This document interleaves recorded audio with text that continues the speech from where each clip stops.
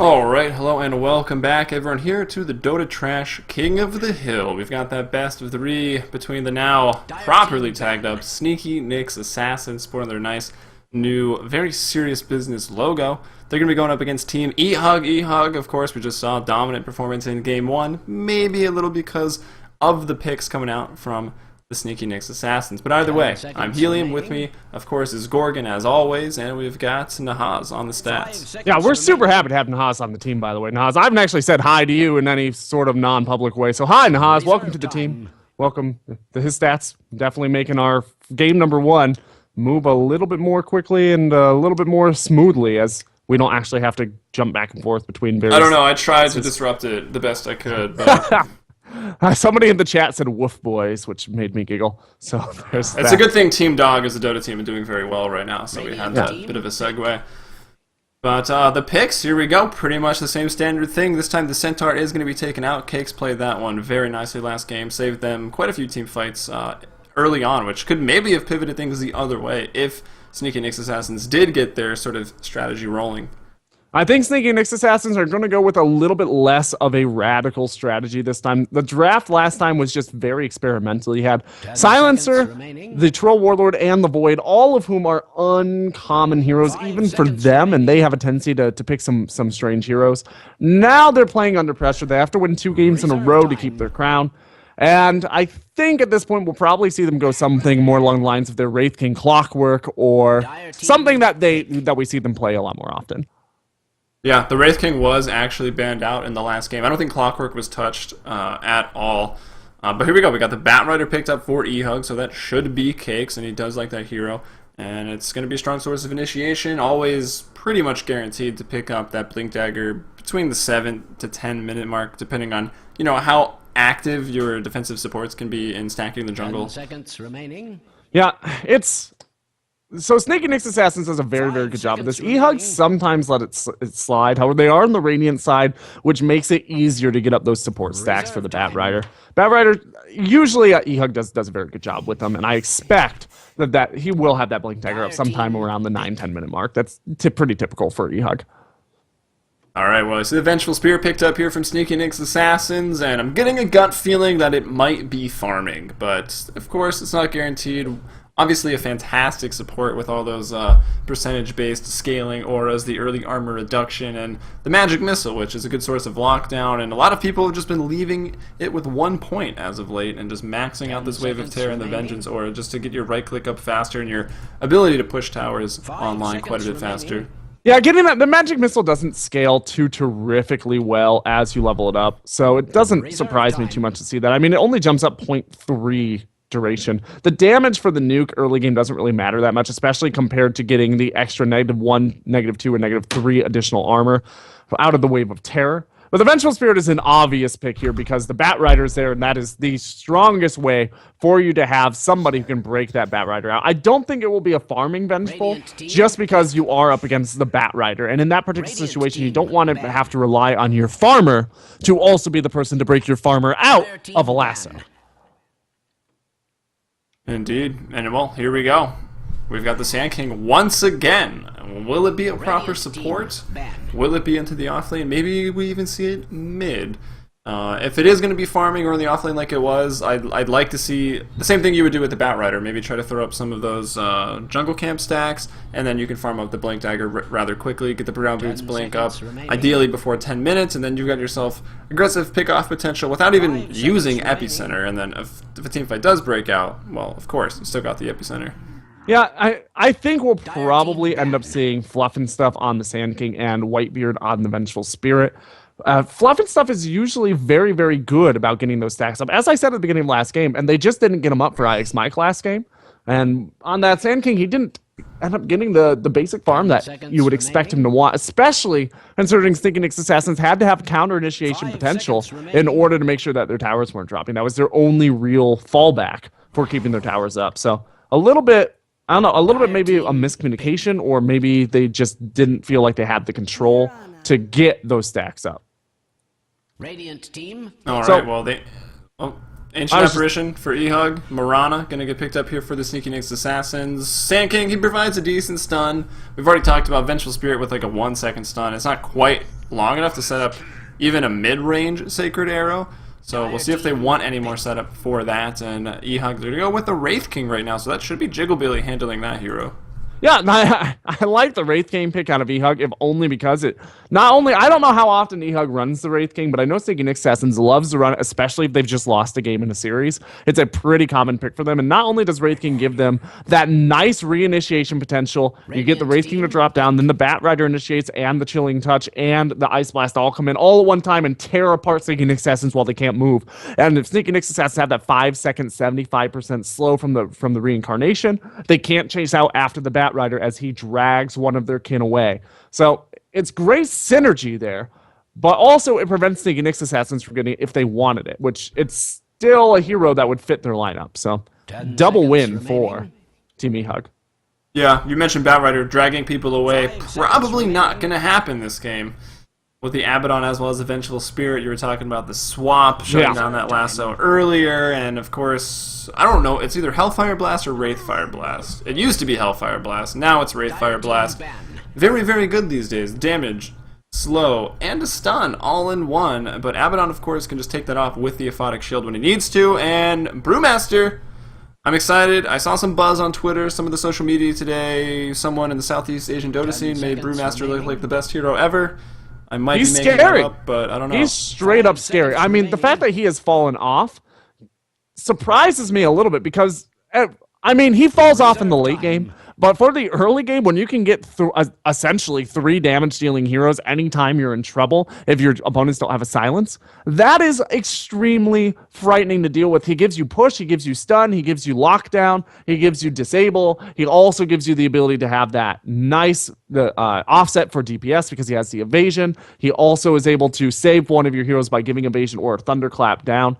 He's just a very strong hero, and with 6.80 coming, the 40-second drop on his ultimate cooldown, at level 3, it's a 100-second cooldown spell, which means that basically every 100 seconds you can't kill him. I expect we'll probably see him pick up a little bit here in the next week or two.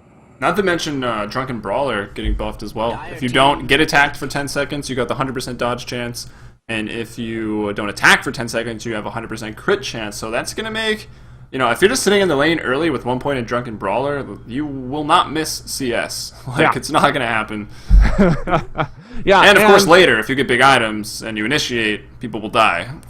I like eHug's ban here of the Silencer. They know that the Brewmaster is very, very susceptible to big silences. And having that Silencer, especially since Nyx Assassins just proved that they're willing to pick him, even though he's very unpopular.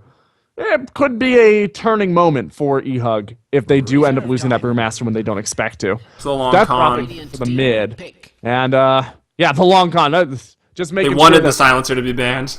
And they get the Death Prophet. So this time, Sneaky Nyx Assassins actually have a fair amount of push. They've got the Death Prophet to go in, and then later in the game, they won't need the Exorcism because they will have the amp damage coming out of the Vengeance Aura. However, they're relying on that Marana for their late game potential, which means they probably want to knock down towers pretty quickly and try to at least get a pretty strong foothold in this game by 20 minutes. Yeah, I think they're going to want to take down some of the key... what side? I always have to remind myself what side they're on here. They're on the Dire, so they're probably going to want to be getting the middle tier 1 and the bottom tier 1 down pretty early on, maybe before there's any Blink Daggers up on the Bat, the Wraith King potentially, as well as the Brewmaster. I honestly kind of expect all of them to go for Blinks. We've also been seeing the Radiance pretty common for Wraith King, just to give him that flash farming ability. It synergizes well with his ultimate. So we'll have to see what they want to build.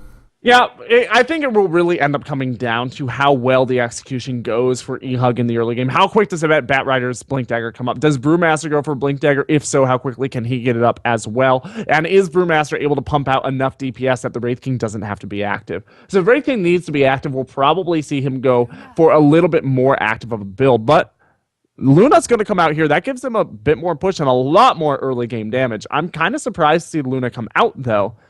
Because that means it's a support Wraith King. Yeah, which is uncommon in the North America. I mean, it's still pretty common in Southeast Asia, but kind of uncommon here in North America.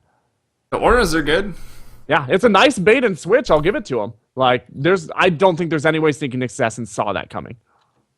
Yeah, I mean, Luna's definitely one of those heroes. It's not quite that first round, maybe not even really the second round of picks, but it is generally a last couple round ban out, and you know their lineup is very ambiguous, and they sneak it through. So they've got that vampiric aura going along with the glaives, and of course the lunar blessing from the Luna. So that's going to be strong push potential later on, and they've obviously got the pickoff potential as we look at their squad. And I guess we'll just start with eHug to introduce them here. The Dota Trash King of the Hill. They're looking for the revenge and $100 into their pockets. It will be Justin here on the Luna. He obviously on this team subbing in, well not subbing in, but just replacing Ryu Boruz as the mid player, but we see him on the Luna right now, so he switches his role a little bit. Pandago, the Ancient Apparition, and I'm a Sheep Sucks going to be on the Wraith King with, he's got a crazy mask on. I didn't even know that hero had items, but we might have to hold off. Are they going to run into each other? Everyone here for SNA looking to get that intel. Arrow goes out, and it's going to be off the mark. That should signal their retreat. Jigglebilly pulled one tango, looks to be heading into the mid lane. He's on the Brewmaster, and Cakes up top will be on the Batrider. Yeah, and for Sneaky Nick's Assassins, our current reigning crown here, we are going to have on the Abaddon, it's going to be Fluff and Stuff, the newest edition. We're going to, what, they are actually moving around toward him. Yeah, okay. But we got Fluff and Stuff on the Abaddon. We are going to have right next to him supporting on the Vengeful Sphere. It is going to be Whitebeard for IX Mike. He's reprising his role on the Sand King. We are going to have SNA taking that mid-Death Prophet, and the farming Mirana will be played by Ush, and that is going to be in an aggressive tri-lane. Yeah, we'll see. IX Mike needs that vengeance here. Needs to back up his Sand King play. As we saw the stats, they weren't incredibly great for him. Yeah, this is a one-on-one situation for him that he should be able to handle rather than just being a straight offlaner. Although, before his opponents did an aggressive try, and this time his team is doing an aggressive try, so it ends up being the same, but at least he knows going into the lane what he's expecting. This is a very common warning situation, by the way, for Sneaky Nick's Assassins, who are going to move in here in the jungle. Oh man, that arrow from downtown from Ush. Whitebeard putting that Invis rune to use. He walks towards the sentry. He may have known it was there, actually. I mean, it's daytime. He sees that there's one sentry only on, actually on the Wraith King. So he walks into it, maybe baits him out, or just, you know, Ush finally finished blocking the creep, decided to come in and throw the arrow. So a nice early first blood once again from the Sneaky Nick's Assassins. Up top, though, Mike, 6 stacks of napalm. Can he get the kill on Cakes here? Burrow Strike, he has it, but that range one is so small. He gets the kill. Taking too many tower hits. Cakes getting very over-aggressive, and Mike off to a decent start in his lane as well. Yeah, speaking of the long con, IX Mike just had trouble in that last one-on-one engagement, just so that this game he could get that early aggression to come out of his opponent so he could turn it around for a kill. I'm positive that's what he was doing.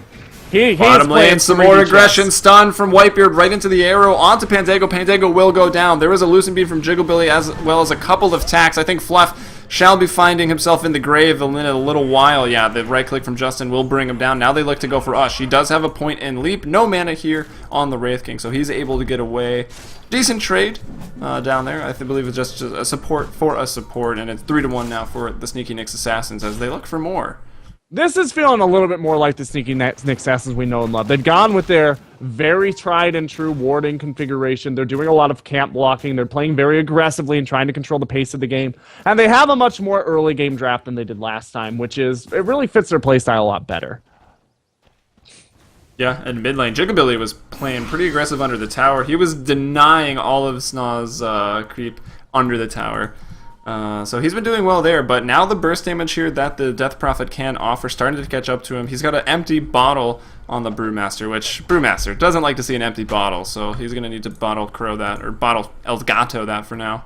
Yeah, he's actually very low on health as well. One Crypt Swarm would just about knock him out, so he's got to back up, and he is going to go ahead and drop his bottle and get a salve from the courier so he can come back into lane, but he won't have too much mana. He's either going to be able to use a Thunderclap or he'll be able to use a couple Drunken Hazes, but he's not really going to be able to assert himself in this lane until that bottle gets back.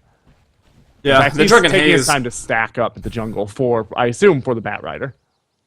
Yeah, I mean, even with Thunderclap, you've got some decent clear later on as a Brewmaster. But yeah, it's going to be for the bats. I mean, granted, he's got his own lane to farm. He took that one death, a little unfortunate, basically dying to the tower and just his over-aggression. But he's got 12 last hits. Sand King now, IX Mike with the kill in 15, so going a little bit better in, I guess, every lane right now for the Sneaky Nick's Assassins. Yeah, everything's going very well for them, and it should be at this stage in the game with the lineup that they have. Batrider can't really get going in this lane, so he gets a Blink Dagger and is able to rotate around. I mean, sometimes you see Batriders get early kills because of the damage output from the sticky napalm, but typically, you don't see them really become a force until 10, 12, 13 minutes. Jigglebilly is not going to really be able to assert himself in this game until he gets at level 6. That's when he becomes scary. And yeah, while the Luna does provide a lot more damage output, they don't have a whole ton in ways of locking down Ush, who, if he does see the Wraith Fire Blast coming out, is still going to be able to leap. And he has a fair amount of backup here with the fluff. Mike, gonna go down here to the napalm stacks and some of the fire. He gets very, very over-aggressive. He was playing that lane so nicely. He's actually got 2 points in Caustic Finale, so what he was doing was, you know, getting the creep down low and then making sure he had attacked them once, timing the epicenter, or not the epicenter, the burrow strike, excuse me, hitting the hero and the creep to get all that extra AoE damage. He brought down Cakes very, very low, but then tried to dive a little too far. But now Jigglebilly mid lane in trouble. Smoke rotation over here by Whitebeard and Fluff, and that one stun should be enough to get this. He's only level 5, so he does not have his ultimate, although he's still running away. He's got the boots. He's fairly quick. Let's see if they can get him. He's actually really fast, 350 move speed. Death Prophet a little faster, but being blocked up here by her allies, and just slightly off the mark. Just a little too short with the Crypt Storm. He tries to deny himself here, and he will go down to the neutrals. The Wave of Terror was maybe actually a bad idea, because it lowered his armor, and then the Ancients just ripped him apart. Yeah, I think Whitebeard was hoping that the HP removal would be enough, but because that's HP removal, he didn't get a little bit... There is sometimes a little grace period with doing damage if the Ancients are attacking. If you don't get the last hit, but you get a hit at the same time as an Ancient, sometimes it'll give it to you. But with HP removal, you don't really get that grace period. Yeah, well, Jigglebilly, he doesn't survive, but it ends well for him. Better than it maybe should have, but not the strongest roaming pair of supports either. Okay, I was going to say, maybe if he had Curse of Avernus, but he does have Curse of Avernus. Abaddon just couldn't get a hit in. Yeah, and Snog got impatient. He was fast enough to catch up. That Crypt Storm should have been there, but instead of having somebody move out of the way so that bottom he can lane, actually get it. Arrow onto Sheep. He's also only level 3, so he will not be reincarnating after this. He goes down. Ush now onto a killing spree. Fluff, though, will give up his life. Now Justin trying to fight with his auras. The Chilling Touch has all been used up from the Luna, so Ush not too worried about continuing to just get those pot shots in. Yeah, well, that doesn't surprise me. She gets played a lot, and unlike Naga and Lycan, she usually is drafted in a position where she is drafted with somebody who combos very well with her. You see her a lot with the Shadow Demon. You see her a lot with the Bane. It's very difficult to stop that Mirana from coming out in a position where she can be played well. And she's usually... Oh, Sand King is going to go down here. Or, no, Sand King's going to get a kill, excuse me, on the Batrider here in the top lane. Yeah, and finishes up his mana boots. And, of course, he's got the Magic Stick, so he's well sustained up in that top lane. It's going to be tough maybe for Batrider even to go back at this point. But yeah, the Batrider does have at least one. So he'll have a triple stack down here when he comes down and stacks it for himself. Knocks down both these camps. That'll be a nice little burst of gold, but he's still a long way off from his Blink Dagger. In fact, he's got no gold towards it right now. He did go for Tranquils and Bottle, though, which is not all too uncommon, but, you know, we do see a lot of people just maybe picking up a Bottle and rushing for the Blink Dagger. Yeah, or alternatively just picking up the Tranquils and rushing for the Blink Dagger. Yeah. One of those two. You don't usually get both unless you're in the mid. In which case, obviously, the Bottle's for rune control, which is as much to hurt your opponents as it is to help you. Yeah. And Wraith King did all of that while losing an ability, too. Now back to that one active, of course. Mortal Strike active is all but gone, and probably a good thing. He would be ridiculous if he still had that sort of... It was really good burst damage, but of course it backfired if, you know, your target didn't die. Yeah. And speaking of targets, Jigglebilly. They've got their sights on him once more, and really good use of the trees here trying to block that vision. Whitebeard's going to run through. The creep wave soaking up the tower hits. Can they get in range, though? 350 move speed, still managing to evade these supports here. Vengeful Spirit at 345. Arrow coming in. It's gonna land! And now they move forward. Howl of Terror goes out, reducing the armor. He's sitting at only 1 armor right now, and they will bring him down with the Starfall from Ush. That's rotating 4 over to this mid lane. The tower goes down here to the Exorcism. Actually, Ush gets the last hit, so that works out nicely for the Mirana. Yeah, this is starting to go very, very well for Sneaking Assassins. In the last 2 minutes, they have gained about 2,000 gold lead, almost 1,000 a minute over the last course, and that's on the back of only 1 tower. Their last hits are going fairly evenly with eHug, but in terms of net worth, 3 of the top 4 and both of the top 2 farmers are on Sneakiness Assassins. And remember, they're a team that needs less to do more through the early game. Like, they don't really need a whole lot in terms of levels. They don't. Death Prophet needs 6, but nobody else on their team really needs that 6 to get active. And they only have one Blink Dagger hero who really needs that Blink Dagger up. So in terms of basic items, they don't need a whole lot. Whereas eHug, their heroes traditionally need a lot more in terms of gold to get going. Yeah, I mean, this is sort of the early game you expect from them, right? Maybe Sand King doesn't do this well, because he got off to a pretty lucky start from Cakes, you know, going down to that tower. There's a lasso out onto the Sand King as we speak of him now. A Wraithfire blast to the face. He's invis. The Moonlight Shadow's keeping him alive. He's got to get out of the fire, and he does, so it looks like he'll live for a little while longer. Now the tier 1 tower goes down, so Mike could just retreat out that way, but instead he'll TP. The Flame Break is there. The idea... Cakes had it, but just a little too late, doesn't cancel it. Maybe he was short on the mana, I'm not sure. And now we've got 2 supports as well, and like we talked about, 3 points in Wave of Terror, 1 in Vengeance Order, and they're just pushing down this tower by themselves. Yeah, he had the mana just barely, but what he thought was happening was he thought that the Sand King was wrapping around this way to try and get away with his team. He actually cut over the trees to try and cut that off and lay down some fire so that the Sand King couldn't get out that way without dying, but as it turns out, Ice Mike was one step ahead of him and crabbed his way over to the jungle instead. Alright, Fluff has his Tranquil Boots delivered here as they push the towers. Those boots you really want on Abaddon. We've seen already that he's kind of slow. He wants to be able to run in and at least get that first attack on someone before the Tranquil Boots break. And look at this Ice Mike rotating off the top lane. Blink Dagger recently acquired. This is the unveiling of it. They use it to kill a support, but they delay the oh-so important level 6 from that Wraith King. Yeah, and maybe pick up another tower. Ice might grab that Blink Dagger as he was worried about dying over there on the side. He had just gotten enough for it, and it just showed his frame of mind that before TPing out, he grabbed that Blink Dagger to make sure that he would have it up, and then he TP'd away. If that Flame Break had come a few seconds earlier, he still would have had the Blink Dagger before he died. They find Cakes. They're looking for him right now. SNA did just pick up that haste rune in bottom.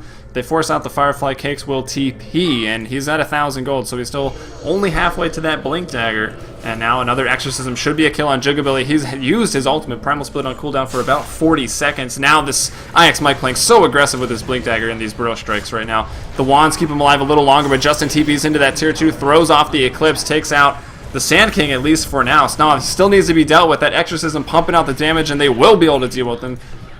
Justin, actually, the creep, of course, is going to get that kill. Generally how it goes there, as Fluff looks to retreat. Tranquil Boots broken. And can they get him? The Lucent Beam with that mini stun applying, well, purging off now. The Napalm. And can they kill him? Arrow coming in here from Ush. Ush wasn't involved in this fight at all, and that Starfall maybe gets a little unlucky with it. Didn't even look like it hit Sheep, as he now uses his leap. Gonna have to throw out the ultimate. Do they have any reveal for now? They actually don't have any, so maybe he can pick off someone. But he's actually being blocked in the trees. This is a really nice play here. That was maybe dangerous, because I could have broken the trees. Fluff is down here with an Aphotic Shield, though. This could turn very, very bad for eHug. They will kill Sheep. But he's level 6, so he's going to reincarnate. That puts out the slow here onto us. She lands the arrow, is trying to get another kill, but now locked in place by the Cold Feet. Will go down. Mike coming in with the Epicenter.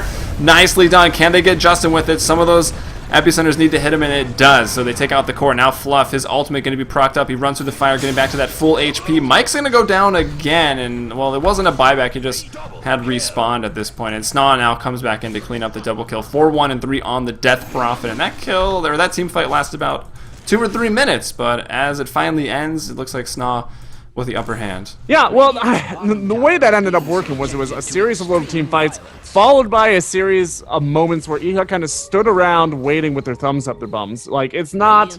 They were trying to get this kill out here, obviously, on the Mirana. That's a huge kill. It's very important. But they didn't even know that she was there for sure. They didn't see her go in there. I don't think. They didn't see whether or not she could have leapt away. They didn't have vision of her because of both the Moonlight Shadow and Fog of War for a little while. And they were just kind of standing there hoping, knowing that there was going to be a re-engagement potential. Now Roshan's go down to SNA, and I think SNA overextended in that fight, but eHug overextended more afterwards. They returned the favor and gave SNA the upper hand once again. Now we're looking at almost 7,500 gold lead. About 3,000 experience lead in favor of SNA. They've got an Aegis, and they are going to start rotating around for tier 2s very soon. Yeah, I think eHug got a little caught up with, we're trapping Mirana in the trees. Like, this is such, you know, we're outplaying this Mirana. We've trapped him in the trees, and they were focusing on that, just trying to kill him, and then Well, there's a tier 1 middle, a tier 1 bottom. Everyone from SNA just TP'd back in and continued the fight, and it didn't end so well for eHug, but it was a cute play there to just surround the Mirana. Yeah, certainly cute. Cute, I'll give them. Whether or not it was actually a good idea is really up to interpretation. I mean, it's very difficult, I will say. Extremely difficult to have the frame of mind to say, you know what, we just have to let this kill go. They're going to spawn soon. Abaddon didn't die, has a Photic Shield and his ult up. We just have to let it go. We don't have the... I mean, they had 4 heroes surrounding 1 hero who was alone. Very difficult to let yourself get blinded by that desire to get the kill on your opponent's carry. Yeah, obviously it all could have been avoided if they had dust or sentries, but so far the game hasn't been going very well, and you know, you're a support, you're poor, you don't have it, or maybe you already used it. I mean, we see a lot of sentries down. It looks like they're all pretty fresh. This one's not. That should have been during or quickly after that team fight that did go down. So it looks like all the sentries were just used to secure the jungle, so they found themselves in a bit of an awkward situation as, well, SNA once again knocking on the door of this tier 2. Yeah, we do see Pandago, excuse me, has picked up the Dust of Appearance, so he is ready for that.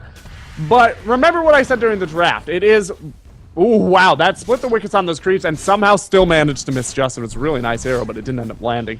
But yeah, we are... Oh, wow, Jacob Billy's going to move in on 3 here with Papa's ult and the Moonlight Shadow's there.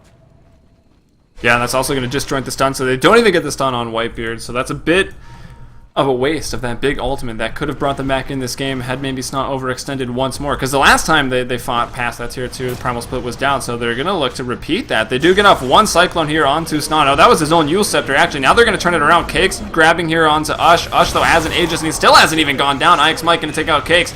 Wraith King will drop down. Now a Lucent, or an Eclipse out solely onto the Death Prophet, but keeps her alive. Now Justin running. Arrow, though! He goes to dodge, and that's one of those arrows where you just walk into it and ask yourself why, but... didn't really have a lot of places to go anyway. The angle was perfect, and now SNA with a double kill, taking out that Ancient Apparition. That was something very, very special in that fight. Like, nice, beautiful swap. The fact that SNA, the way that they actually orchestrated that fight, they forced... Oh, Chickle Billy, why? What are you doing? He just stands there, takes the arrow to the face, and he's going to call it the GG. Whether it's serious or not, I don't know, but looks like it is. Yeah, that's... I mean, at this stage of the game, Sneaking Assassins secured that win. They got their foot in the door well before that 20-minute mark. That was really their best buy date. Like we had said in the draft, that's what they were shooting for, and they executed very, very well.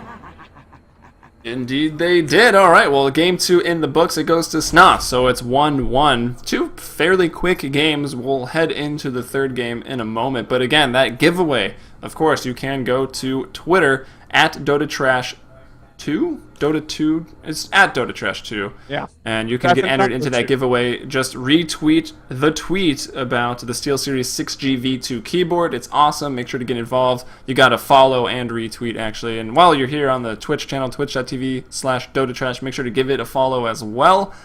And yeah, we'll be back here for game number 3.